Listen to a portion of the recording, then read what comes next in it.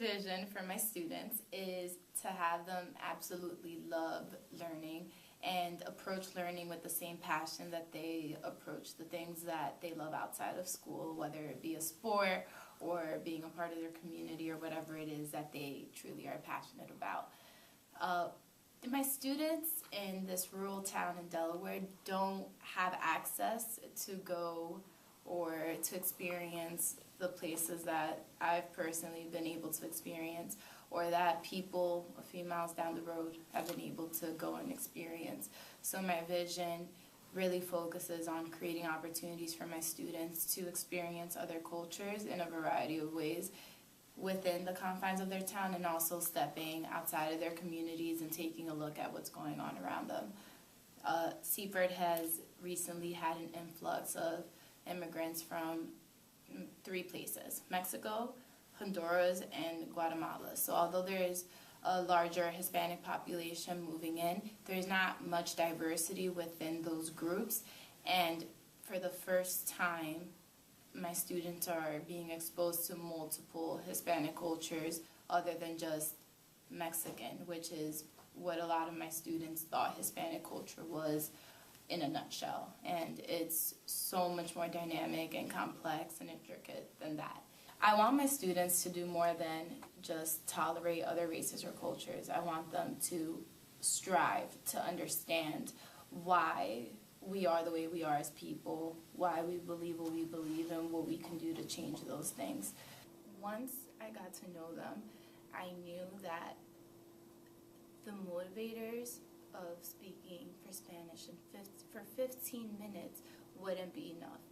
For some students that would be cool and it would be really important for them to work on, but it wasn't a high priority for all of my students. So I kind of had to take a step back and think about how can I develop relationships and connect with those kids so that the 15 minutes of Spanish is just part of what this class is and isn't a big goal, because they have a goal that they have personally set for themselves. They know what I expect as a teacher, but I also want them to have their own personal goals and develop and grow their language further. The way I managed to do this was starting to create opportunities for my kids. So outside of the classroom, one of the things that I did was I selected a heritage Spanish speaker who wants to be an elementary school teacher one day, and another student who is African American but is phenomenal in Spanish. And I teamed up with a teacher at one of the elementary schools who teaches in a Spanish immersion classroom, and I set up a program where my students are going and helping the kindergartners with their pronunciation in Spanish, and they're kind of student teaching. Aspirations matter for my students because they are directly going to apply what they learn in my class in the real world, no matter which field they go into.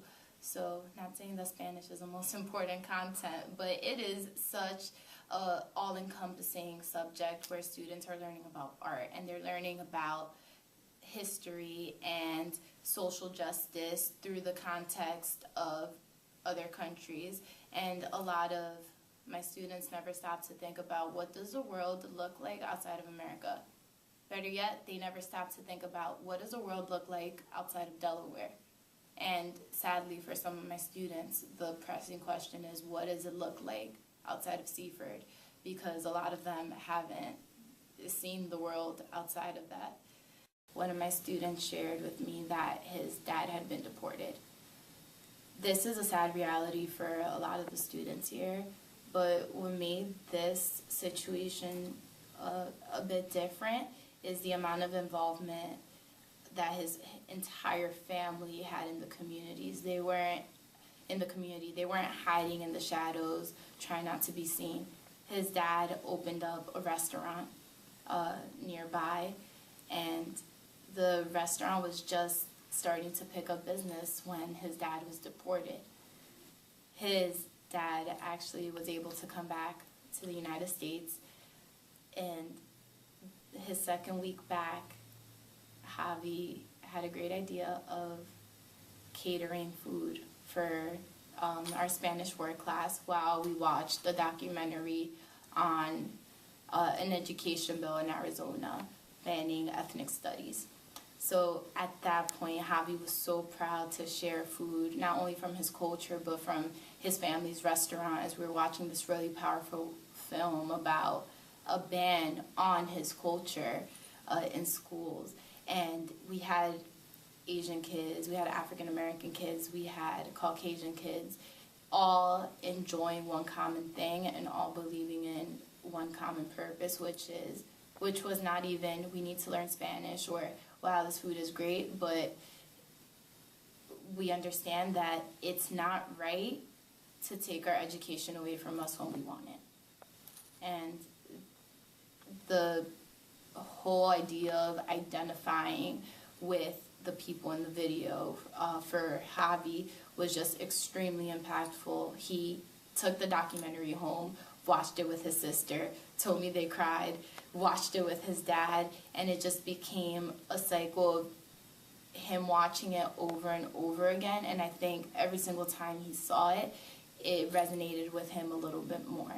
And through that, I've seen him become an even more remarkable student than he was in the beginning, because he is not now worried about the issues that come along with his father's status as a citizen, but he is working actively towards making changes. I saw Javi do this when we had a senator come visit our classroom, and the senator very respectfully asked the students what they thought should be changed in Delaware. And Javi, who is not a United States citizen, shared that he's dying to get his driver's license because he goes to work every single day after school and works there all night. And it would just be really nice to give his sister a break from driving him all over the place and picking him up from school and leaving the restaurant. I'm very happy to say that the senator proposed a bill last week. Well, using Spanish outside of the class has improved a lot for my first year teaching and my second year teaching. I found it difficult to get students to engage in the language as much in the hallways in my first year. But now when students see me in the hallway, it's known and expected that they're going to greet me in Spanish, and they're going to say good morning or good afternoon in Spanish and ask me how I'm doing in Spanish as well. So that has pushed my students closer to meeting their goal of using Spanish outside of the classroom. Even if it's just so simple phrases, it's something that they say with so much comfort and ease and confidence that it's really inspiring to see. Students have been working on several projects throughout the year that has exercised their ability to communicate in the Spanish language.